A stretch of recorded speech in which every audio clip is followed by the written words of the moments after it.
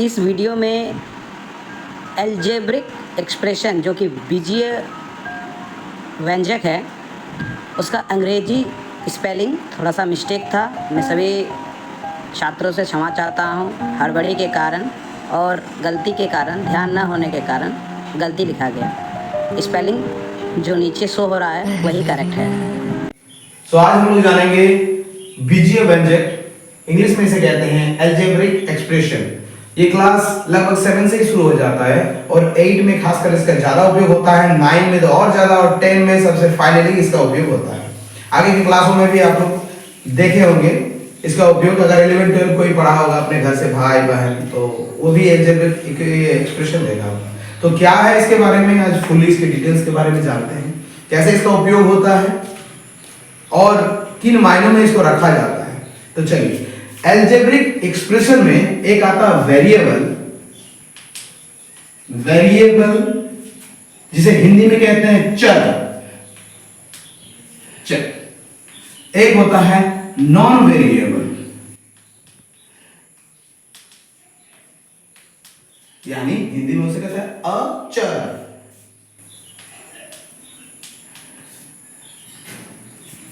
Variable में कौन आते हैं, नॉन वेरिएबल में कौन आते हैं, अचर में कौन आते हैं। देखिए, जिसका मान स्थिर रहता है, मतलब जिसे फिक्स माना जाता है। जैसे आपके पास 5 रुपया है, तो आपके पास फिक्स है कि आपके पास 5 रुपया है, तो वो हो गया आपके पास एक स्थिर, यानी अचर, इधर से उधर नहीं होने वाला, स्थिर। तो 5, ऐसे हम बोल सकते हैं आपके पास 10 रुपया है, 10 रुपया के बदले हम बोले आपके पास 10 गो घर है, तो भी यह एक अचर है। तो जो संख्याएं आते हैं वो सभी को हम लोग अचर में काउंट करते हैं, यानी 1 2 3 4 5 या माइनस में हो या बटे में हो, यानी ये ऋणात्मक हो या परिमेय हो या फिर वह प्राकृतिक संख्या हो या पूर्ण संख्या हो, सभी को हम लोग कहेंगे अचर, क्योंकि इसका मान हम लोग का फिक्स है। ये 4 से ज्यादा होगा नहीं। जैसे मैं अगर कहूं कि मेरे पास 4 भाई बहन है, तो 4 से ज्यादा ऐसा नहीं हो सकता कि मेरे पास कितने भाई बहन है हमको पता नहीं है, तो वो हो गया अचर। और नॉन वेरिएबल में कौन आता है, मतलब वेरिएबल में कौन आता है, चर में कौन आता है। तो वेरिएबल में वही सब मान जो हम लोग को पता नहीं होता। उदाहरण के तौर पे आप किसी दुकान पे जाते हैं, उदाहरण के लिए आप किसी दुकान में जाते हैं, दुकान वाले से आप 1 किलो आटा लेते हैं। आपने घर से पैसा लाया था 50 रुपया, आपको पता नहीं था कि आटा का दाम बढ़ा है या घटा, तो कुछ भी हो सकता है, बढ़ भी सकता है, घट भी सकता है, यानी दाम आपसे कम भी ले सकता है, ज्यादा भी ले सकता है। उसी प्रकार से आपने चावल और दाल खरीदा, चावल और दाल का लिया 200 रुपया। अब हमको ये इंडिविजुअली पता नहीं है कि चावल कितना का था और दाल कितना का था। हमको दोनों को मिला के तो पता है कि चावल और दाल का 200 रुपया है, लेकिन प्रत्येक का नहीं पता है, इसीलिए हम लोग उसमें मानेंगे कुछ भी हो सकता है। चावल का दाम 100 रुपया हो सकता है, दाल का दाम भी 100 रुपया हो सकता है, जरूरी नहीं है। चावल का दाम 50 रुपया भी हो सकता है कि मैंने चावल 50 रुपया का खरीदा था, 150 रुपया का दाल खरीदे थे, या फिर मैंने हो सकता है 150 रुपया का चावल खरीदा था, 50 रुपया का दाल खरीदा था। और भी सारे कई उदाहरण आ सकते हैं। यहाँ 180 20 भी हो सकता है, फिर 10 और 190, क्योंकि दोनों को मिलाने से हमारा 200 आ रहा है, दोनों को मिलाने से 200 आ रहा है, तो हम लोग को पता नहीं है कि कौन वाला हो सकता है। तो जो मान हम लोग को पता नहीं रहता है उसमें हम लोग अचर में चर कहते हैं। जो मान हम लोग को पता नहीं रहता उसमें हम लोग चर उपयोग करते हैं। और चर ए से जेड तक कुछ भी हम लोग अंग्रेजी अल्फाबेटिक में यूज कर सकते हैं। ए से जेड तक 26 अक्षर होते हैं। उस 26 अक्षर में अगर ए से जेड तक आप कुछ भी लेते हैं, इसका मतलब ये पकड़ते हैं कि आपको पता नहीं है, आपने ए पकड़ लिया। जैसे सेब का दाम पता नहीं है, तो पता नहीं था कि मैं 10 रुपया लिख लूं कि सेब का दाम 10 रुपया है, नहीं 20 रुपया भी नहीं मान सकता हूं, 50 रुपया भी मान सकता नहीं, तो इसलिए मैंने उसे एक्स माना। एक्स क्यों मान लिया कि उसको हमको पता नहीं है। अंग्रेजी वाला हम लोग शब्द ले लिए वेरिएबल में चर, यानी कुछ भी हो सकता है एक्स के जगह पे, यानी ये सब जब रहेंगे ए से जेड तक, एक्स वाई जेड या ए बी सी, तो हम लोग इसे समझ लेंगे कि उसका हमको पता नहीं है उसके बारे में कि उसका दाम क्या होते हैं। छोटे से रूप में बात करें तो जिसका मान हम लोग को पता नहीं रहता उसे कहते हैं वेरिएबल यानी चर, जिसका मान पता नहीं रहता है। और जिसका मान हम लोग को पता रहते हैं कितना है 10, 5, 2, 3, -1, -2, -1000 +2000, तो उसे कहते हैं नॉन वेरिएबल यानी अचर। यानी ए से जेड तक सभी चर हैं और सभी जितने भी संख्याएं होंगे वो सब अचर है। कभी बीजीय व्यंजक में आप लोग देखे होंगे ऐसा लिखा हुआ, कभी ऐसा देखे होंगे तो कभी देखे होंगे ऐसे, कभी देखे होंगे ऐसे वाले, तो कभी ऐसे वाले। तो आज इसके बारे में हम लोग पूरे जानने की कोशिश करेंगे। तो देखो यहां पर हम लोगों का x है, मतलब ये चर है, इंग्लिश में वेरिएबल है।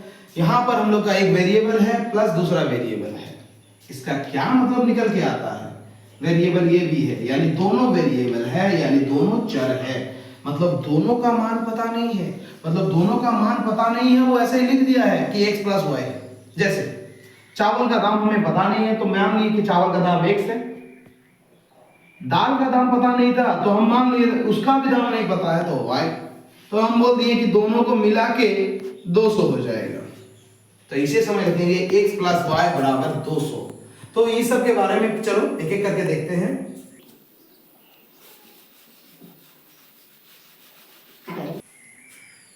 अभी देखेंगे हम लोग चरों का योग के बारे में। इंग्लिश में से कहते हैं एडिशन ऑफ वेरिएबल, यानी वेरिएबल का योग करेंगे।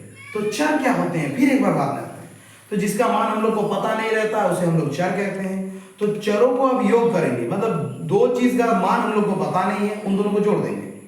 तो अगर दो चीज का मान अगर हम लोग को पता नहीं है, उन दोनों को जोड़ने से कितना होंगे, तो उन दोनों का अगर बारे में पता है तो हम लिख सकते हैं। चलिए दो चर मान के चलिए, एक चर x है, दूसरा चर y है, x + y लिखेंगे। ये दोनों चर अलग अलग है, क्यों इसे पद कहते हैं? क्या ये दोनों समान है? नहीं, ये x है ये y है, ये दोनों कभी जुटेंगे नहीं। किसी किसी के मन में क्वेश्चन रहेगा कि x और y को जोड़ दीजिए सर, तो x y हो जाएंगे। ऐसे लिखा दो। क्लास 8 का बीजीय व्यंजक का आज हम लोग जानेंगे पद के बारे में। क्लास 8 के बाद भी ये बहुत सारे इंपॉर्टेंट हो जाते हैं, तो इसलिए 8 को ही या 7 को ही शुरुआत मान सकते हैं, तो ये सब क्लासों के लिए चल जाता है। तो पद दो प्रकार के होते हैं, एक समान एक असमान पद। ठीक है, एक पद होंगे समान पद, एक होंगे असमान पद। समान पद किसे कहते हैं? जिसमें चर एक रहता है, सेम रहता है। अगर चर समान रहेंगे, चर उसका घात अगर अलग अलग रहेंगे तो भी असमान हो जाएंगे, लेकिन चर अगर सेम रहेंगे, घात भी सेम रहेगा तो उसे समान पद। जैसे 7x या 2x या 5x या -4x या 1/3x, तो ये सब समान पद है। क्यों? क्योंकि इसमें चर x है, x है, x है, x है, x है, सबका x है, ये सब समान पद है। भले ही संख्या कुछ भी रहे, नंबर्स जो भी रहे, उससे हम लोगों को कोई फर्क नहीं पड़ने वाला, लेकिन हम लोगों का चर एकदम सेम होना चाहिए। और उसके साथ जो घात होते हैं, अगर किसी को घात के बारे में पता है तो ये भी नोटिस कीजिएगा, घात मतलब होता है पावर। तो इसके पावर कुछ नहीं है, मतलब एक है, इसका भी एक होना चाहिए, इसका भी एक होना चाहिए, इसका भी एक होना चाहिए, इसका एक होना चाहिए। अगर किसी का 2 हो गया तो ये समान होंगे? नहीं होंगे, क्योंकि एक का घात 1 है, एक का घात 2 है। तो उस समय चर नहीं देखते, उस समय घात भी देखते हैं, यानी दोनों चीज देखते हैं। समान पद के लिए समान चर समान घात। ठीक, इसके बाद आते हैं असमान पद। असमान पद रहते हैं तो हम लोग तो देख ही लेते हैं कि क्या क्या ये असमान पद है। 7x y क्या समान पद है? नहीं है, समान पद असमान पद है, क्योंकि इसका चर अलग है। 2x 1 क्या ये समान पद है? नहीं, तो समान पद नहीं है, तो उसे कहते हैं असमान पद है। अगर असमान पद है तो ये आप लिख सकते हैं एक पद, द्विपद हो सकते हैं, त्रिपद, और एक आता है बहुपद, जो पॉलिनॉमियल के नाम से जाने जाते हैं। एक पद, द्विपद, त्रिपद। हम लोग नीचे से यहाँ पर लिखे हैं एक पद, द्विपद और त्रिपद के बारे में। एक पद किसे कहते हैं? जिसमें एक ही टर्म रहेगा, मतलब चर हो या जो हो, एक रहेगा, रेखिक एक अकेला। जैसे यहाँ x है या 1 है, या फिर मान के चलिए x का पावर स्क्वायर है या x स्क्वायर है, या फिर 7x²। पूरा घर एक घर है, क्योंकि ये जो गुना हुआ 7 लिखा हुआ है, इसको एक ही घर में मानते हैं। फिर 4x² y ये पूरा एक घर है क्योंकि यह पर एक सब साथ में लिखा गया है। तो ये था एक पद के उदाहरण, यानी जिसमें चर अचर सब एक साथ रहते हैं उसे कहते हैं एक पद। द्विपद में कौन कौन आते हैं? x प्लस दो घर हो गया, क्योंकि ये प्लस मतलब होता है एक बाउंड्री। जैसे मान के चलिए आपका घर है, आपके घर के बगल में किसी और पड़ोसी का घर है, इसके ये पड़ोसी में दूसरा घर है, तो आपके साइड में दो को घर है, ये वाला ये वाला, तो आप प्लस का काम कर रहे हैं, यानी बाउंड्री का काम कर रहे हैं। तो ऐसे ही प्रकार बाउंड्री का काम ये कर रहा है, ये और ये दोनों में क्या जोड़ होंगे? नहीं होंगे। असमान पदों में कभी जोड़ नहीं होता है, क्योंकि उदाहरण के तौर पे आपके पास 5 बैल है और 5 रुपया है, क्या आप जोड़ सकते हैं इसको? 5 5 10 रुपया बोल सकते हैं? नहीं, क्योंकि 5 बैल है, 5 रुपया अलग है। बैल के साथ बैल जोड़ा जाता है, रुपया के साथ रुपया जोड़ा जाता है। इसीलिए समान पद में ही सिर्फ जोड़ होता है, असमान पद में जोड़ नहीं होता है। इसीलिए x + 2 असमान पद है, इसीलिए ये 2 घर बन गया। ये जोड़ कभी जोड़ेंगे नहीं, ऐसा ही रह जाएंगे, जिंदगी भर ऐसा ही रह जाएंगे। तो ये है द्विपद। फिर आप लिख सकते हैं कुछ भी चर देके 2 + 5y लिख दी, तो क्या ये दोनों जुटेंगे? नहीं जुटेंगे। और भी जैसे उदाहरण के साथ हम लोग देख सकते हैं द्विपद मतलब 2 घर लेंगे, मतलब एक को प्लस या माइनस, ये बाउंड्री का काम करता है, 2 घर बनाएंगे। 4x² - 3y, देखिए यहां माइनस है, ये माइनस एक बाउंड्री का काम कर रहे हैं, 2 घरों को अलग अलग करने में। अब बताइए क्या ये दोनों घर एक दूसरे से घटेंगे? नहीं, क्योंकि ये दोनों असमान पद है, समान पद नहीं है। असमान पद में ना तो जोड़ होता है और ना तो घटाव होता है, तो इसीलिए ये दोनों जब घटेंगे नहीं, ना जुड़ेंगे, तो इसीलिए दोनों घर अलग अलग रह जाएंगे, इसलिए 2 घर बन गया, इसे असमान पद कहते हैं और द्विपद कहते हैं इसे। अगर त्रिपद का उदाहरण ले, जैसा कि यहाँ देख सकते हैं त्रिपद में 3 घर आ जाता है, जो 3 घर कभी नहीं जुटेंगे। जैसे कुछ भी, अगर मान के चलिए हम यहाँ 1 लिखते हैं, 1 लिखते हैं 2 और एक मान के चलिए 5y लिखते हैं, तो ये तीनों समान पद है। x के साथ x वाला जुटेगा, बैल के साथ बैलों का जोड़ होगा, संख्या के साथ संख्या का जोड़ होगा, घर के साथ घरों का जोड़ होगा, और अगर मान के चलिए आपके पास इंसान है तो इंसान के साथ इंसान का जोड़ होगा। तो ऐसे ही 3 घर के साथ 3 घर एकदम सेम टू सेम जोड़ होना चाहिए, समान पदों में ही जोड़ होता है। यहाँ x है या 2 है या 5 है, या कोई एक दूसरे के साथ जुटेंगे नहीं, क्योंकि x एक अलग घर है, 2 एक अलग घर है, 5 एक अलग घर है, तीनों असमान पद है, इसलिए 3 घर बनकर रह जाएंगे, इसे कहते हैं त्रिपद। और बहुपद इसके बाद आते हैं। बहुपद किसे कहते हैं? एक पद, द्विपद, त्रिपद के बाद एक बहुपद भी और आता है। ये क्या है सर?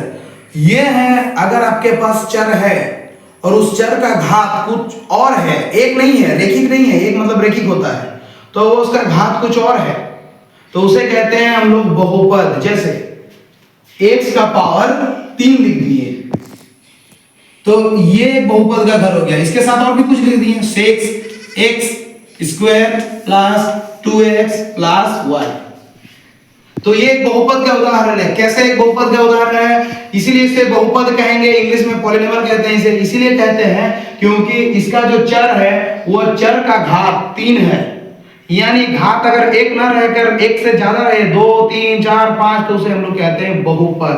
तो यह एक बहुपद है। अब बताइए क्या इन बहुपदों में कितने घर है? तो ये पहला, दूसरा, तीसरा, चौथा, 4 घर। लगेगा कि सर 1 से चर है, आप तो जोड़ सकते हैं, लेकिन नहीं जुटेंगे। अभी बोले समान पदों में ही सिर्फ जोड़ होता है, ये समान पद नहीं है, क्योंकि इसका घात 3 है, इसका घात 2 है, इसका घात 1 है, इसका दूसरा चर है, तो समान पद जब है ही नहीं तो जुटेंगे नहीं, इसलिए 4 घर रह जाएंगे।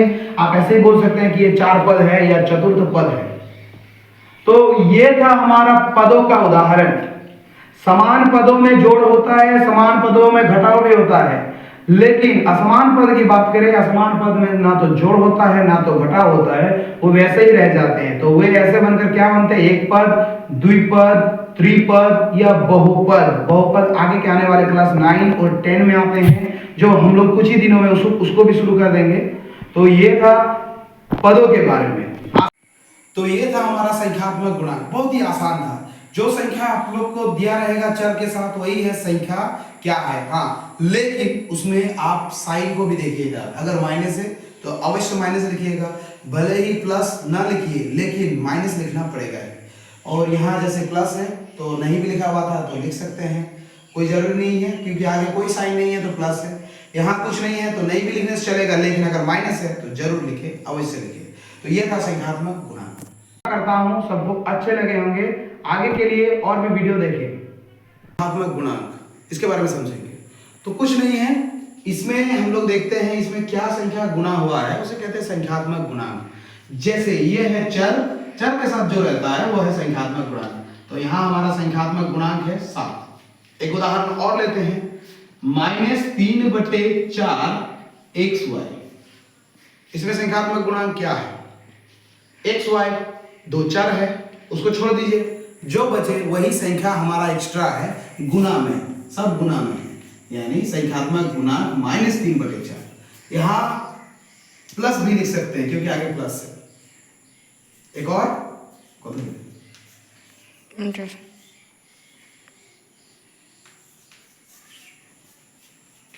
इसका अब देखेंगे इसका संख्यात्मक गुणांक, ये सब चर है, ये है हमारा 6/4।